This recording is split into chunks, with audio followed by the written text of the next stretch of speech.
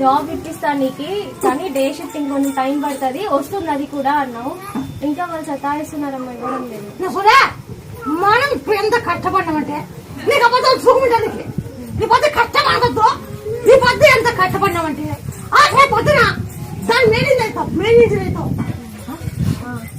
ఇది గుర్తుపెట్టుకో. అయితే నిన్ను పట్టుకుంటా, కాకపోతే నువ్వు నన్ను పట్టుకోవచ్చు. ఆ పొద్దు ఏం మాట ఇచ్చినావే నిలబడి అడగచ్చు. నువ్వు మార్పు ఉందా లేదా? ఉందంటే ఉందన్నా, లేదంటే లేదన్నా. లేదని ఎట్లా అంటానమ్మో, ఉంది. ఇంత మార్పు వచ్చింది. నేను నేర్చుకుంటున్నానమ్మా వద్దు అని అంటే నువ్వు పంపి అంటే నువ్వే బలవంతంగా లేదు నేను చెప్తున్నావు, నువ్వు విను పో అని అన్నావు నన్ను. అందుకే నేను పోయినా. వద్దు వద్దంటుంది మా అమ్మ.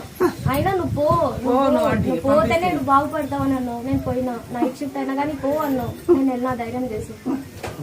అంతా నువ్వే